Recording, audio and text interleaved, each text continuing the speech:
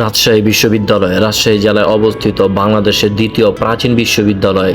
এটি একটি সরকারি স্বায়ত্তশাসিত গবেষণা বিশ্ববিদ্যালয়।